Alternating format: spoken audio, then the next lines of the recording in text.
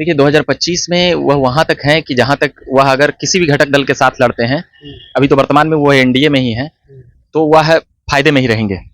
चिराग पासवान का बैनर कई प्रकार के लगा है, बिहार के नेतृत्व को लेकर लगा है। भी उनका विधानसभा में खाता नहीं है, वह विधानसभा में वह बिहार के मजबूत नहीं है, तो इस विधानसभा में वह खुद को मजबूत करने के लिए वह हर हथकंडा अपनाएंगे, जिससे कि बिहार के जन जन तक, जैसे लालू नीतीश का नाम होता है, उसी प्रकार से उनका भी हो और मत प्रतिशत बढ़े और सीटें अच्छी खासी निकालने हैं। अभी एनडीए में कोई उस प्रकार से क्रेज वाला चेहरा नहीं है। हम इस बात को लाख कह लें कि चिराग में अनुभव नहीं है, चिराग की पार्टी छोटा है, 5% मत है, मगर फिर भी चिराग पासवान एक चमकीले चेहरे के तौर पर तेजस्वी के सामने एक धारदार रूप से वह नजर आ रहे हैं। लड़ सकते, कौन ऐसा जिला हो सकता है जहां से चिराग पासवान लड़ सकते हैं? या अभी सीटों को लेकर जितनी बातें चल रही है, हम उसको नहीं मानते हैं, हम इस प्रकार से नहीं मानेंगे। अब 243 से 10-20 को सीट हम नब्बे ले लेंगे और किसी पर वो एक लड़ ही जाएंगे।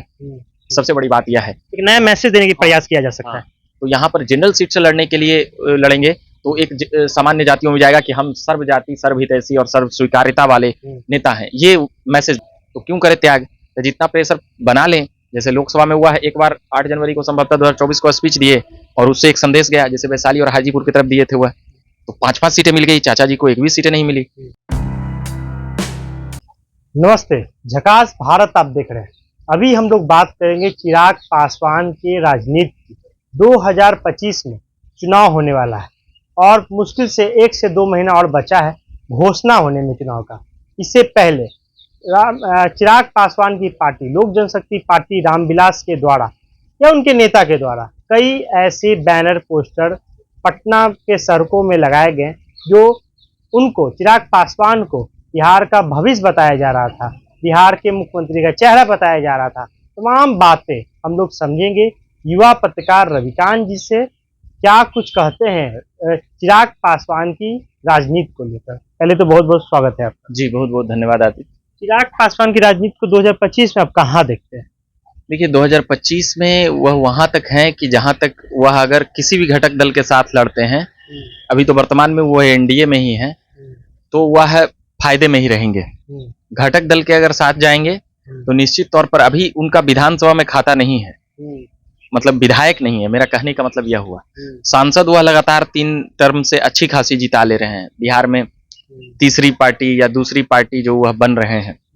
जैसे 2014 में वो सांसद में दूसरी पार्टी थे बिहार के, जो सबसे ज्यादा सीटें लाए थे बिहार से।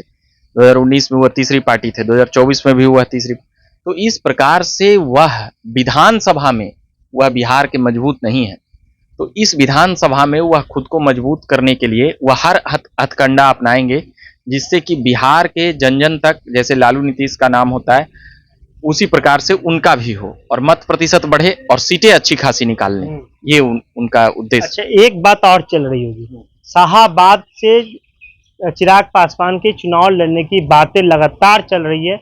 एक बहुत बड़ा आरा में सभा भी होने जा रहा है, कैसे देखते हैं?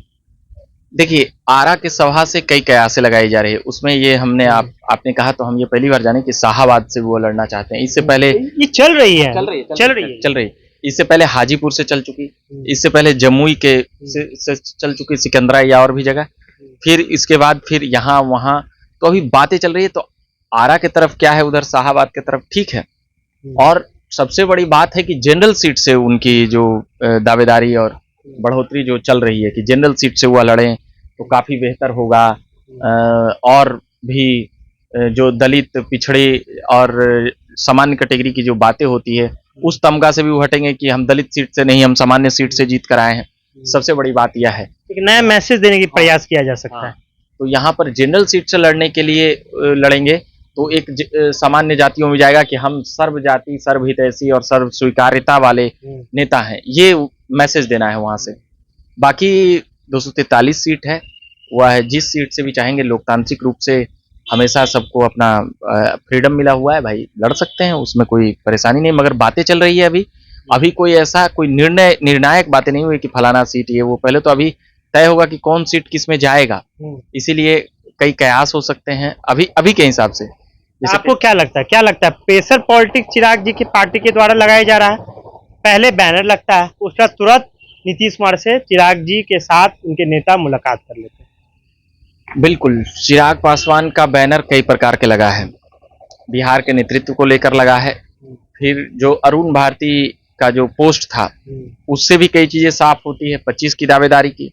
फिर अभी सप्ताह भर पहले जो उनका सभा हुआ था बिहार में, जहां मोदी जी आए, वहां पर फिर उनकी पार्टी के द्वारा हुआ, तो वहां पर भी वो यह स्पीच देते हुए आए कि हमारी भागीदारी क्या हो, कैसे हो और क्या हमें चाहिए विधानसभा में, तो भाई हमको हल्का में मत लीजिए। ये भी उनका साफ संदेश देना हुआ कि हम मतलब कि हम जदयू से कमतर नहीं है, बीजेपी को यह बतलाना चाहते हैं। और सीटों के बंटवारे के पहले वो ज्यादा सीट कोई भी पार्टी चाहेगी। अब यहाँ पर तो त्याग की प्रतिमूर्ति तो राजनीति में कोई होता नहीं है, तो क्यों करे त्याग।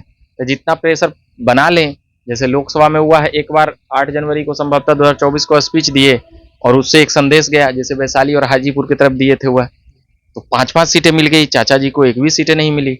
वहीं अब विधानसभा में भी अगर वह कामयाब हो जाते हैं अच्छी सीटें लाने में, पहले तो सीटवा लाएंगे तब ना जीतेंगे, हारेंगे तब चेहरा का विषय होगा, तो पहले तो सीट लेना मकसद है कि हमारा सीटें क्या हो, विषय यहाँ यह है। तो अभी यहाँ से प्रेशर पॉलिटिक्स जो कहा जा रहा है वह कहना गलत नहीं होगा। आप लंबे समय से चिराग पासवान की पार्टी को कवर करते आ रहे हैं, आपके हिसाब से क्या अनुमान लग सकता है कि अगर चुनाव लड़ना चाहे चिराग जी, विधानसभा का चुनाव, तो वो कहाँ से लड़ सकते हैं? कौन ऐसा जिला हो सकता है जहाँ से चिराग पासवान लड़ सकते हैं, या कौन ऐसा विधानसभा हो सकता है जहाँ से वो लड़ सकते हैं? देखिए, अभी तक जमुई लोकसभा की बातें चली थी, फिर उसके बाद अभी आरा की चल रही है, 11 में इसीलिए सभा हो रहा है, तो उससे पहले ये वाला स्पीच सुनना जरूरी है कि आरा में वह 2 दिनों बाद कहते क्या है। उसके बाद बहुत सी चीजें निर्धारित हो गई आदित्य कि आखिर ये चाहते क्या है, चिराग पासवान का चाहना क्या है इस विधानसभा में, ये महत्वपूर्ण बातें हैं। अभी सीटों को लेकर जितनी बातें चल रही है हम उसको नहीं मानते हैं, हम इस प्रकार से नहीं मानेंगे। अब 243 से 10-20 को सीट हम नम्मे ले लेंगे और किसी पर वो एक लड़ ही जाएंगे, तो ये भी बातें हैं। अभी कई प्लेटफॉर्म द्वारा चल रहा है, मगर अब उसमें हमको सच्चाई और जानकारी सही तरीके से नहीं प्राप्त हुई है सीटों के मामले। आरा की रैली को आप कैसे देख रहे हैं? क्या वहां पर वीर कुंवर सिंह की धरती है आरा, वहां पर इस तरह का रैली करना, क्या चिराग पासवान एक उम्मीद की तरह या अपने पार्टी के विस्तार की तरह देख रहे हैं कि अलग अलग जगह पे हम प्रोग्राम करते हैं, ऐसे कुछ देख रहे हैं क्या? बिल्कुल, आपने ठीक कहा। और ऐसे भी वो वीर कुंवर सिंह की भूमि है जहां पर अंग्रेजों के खिलाफ बिगुल फूका गया था, वो साधारण भूमि तो है नहीं। तो अब यहाँ से 2025 का समझ सकते हैं चिराग पासवान की तरफ से ऐलान वहीं से होना है, और ये ऐलान भी माना जा रहा है। अब ज्यादा दिन भी नहीं है, जून है, जुलाई अगस्त है, उसके बाद पूरा लिस्ट आ जाएगा, फिर अपना आचार संहिता वगैरह लग जाएगा, तो बहुत सी चीज हो जाएगी। तो वहां की सभा पे एक ही चीज है कि वहां पर यह बोलते क्या है, क्या वो पोस्ट चल रहा है वह सही है, क्या वो तमाम उनके नेता जो बोल रहे हैं क्या वो सही बोल रहे हैं, उनके सांसद, उनके लोग क्या वो सही बोल रहे हैं। तो इन सभी चीजों पर हम सभी की पैनी नजर है कि वहां यह बोलते क्या है।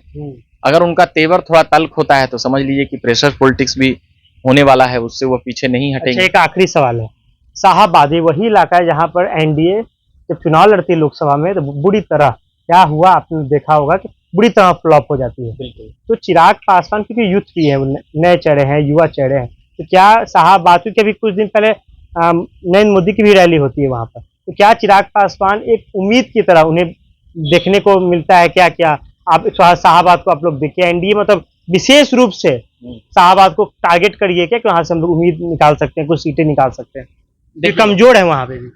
देखिए, उधर से दावेदारी, हाँ ये बातें आपने सही कहा कि लोकसभा में जिस प्रकार से हुआ, उनकी आखिरी राउंड में जितनी सीटों पर उधर हुआ, पाटलिपुत्रा से ही शुरू हो जाता है, जोड़ लीजिए, तो उधर से सभी सीटें हुआ है। मतलब विश्वास नहीं करेंगे कि जहां पर 2014 से वो गढ़ बना लिए थे, 2009 से ही, वो सभी सीटों में वह इतनी फिसड्डी साबित हो जाएंगे।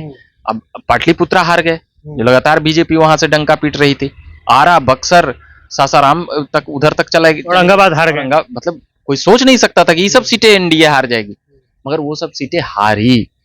तो इसलिए वह सीटें एनडीए के फोकस की दृष्टि से वहां पर ज्यादा दूसरा सबसे बड़ा रैली होने वाला है। बिल्कुल, वहां पर ध्यान देने की दृष्टि से उसे कमतर नहीं आंका जा सकता है और उसे कमतर नहीं किया जा सकता है।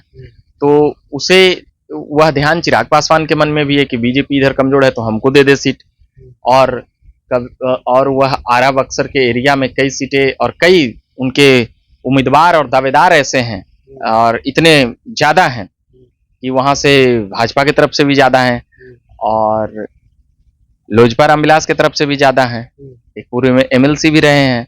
तो कई लोग हैं उधर जो चाहते हैं, उनके युवा के अध्यक्ष, उनके और भी नेता कि इस बार विधायक बन ही जाना है। जो लोग नहीं बन पाए हैं, जो लोग पहले से रहे हैं, राजनीतिक रसूख और उनकी रही है, तो वो सभी और बातें हैं। मगर इस बार आरा के इस रैली, इस विधानसभा की एक मजबूत नींव होगी कि आखिर वहां पर क्या एक्शन होता है चिराग पासवान का, क्योंकि वह अभी मोदी सरकार में मंत्री हैं, विधानसभा लड़ने की बात कह रहे हैं।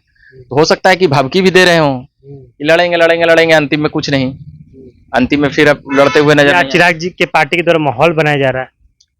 बिल्कुल, माहौल इसलिए भी बनाया जा रहा है कि चुनाव के समय चर्चा में रहना बहुत जरूरी है। कोई भी देखिए, राजनीतिक पार्टी वो बनाए हैं या राजनीतिक पार्टी में हैं, राजनीति कर रहे हैं, सांसद विधायक मंत्री बना रहे हैं, बन रहे हैं, तो भैया यहाँ पर तो साधु कोई है नहीं, त्यागी महापुरुष तो है नहीं। यहाँ पर राजनीति करना है तो हर तरीके से भाई तैनात रहिए बॉर्डर पर, हर तरीके से आपको लड़ने के लिए आपको मुस्तैद रहना है, हर चुनौतियों का सामना करना है, हर प्रकार की भिन्न भिन्न सिचुएशन को कमांड करना है, सामने वाले को सहमात के खेल में कैसे पटकना है, कैसे फिर उनको सहलाना है, ये सारी चीजें हमें लगता है चिराग पासवान उसमें माहिर हो चुके हैं और चिराग पासवान वही कर रहे हैं जो भी समय और परिस्थिति की उनकी पार्टी को बढ़ाने के लिए जो मांग है, वह समय और परिस्थिति के हिसाब को भांप लिए हैं।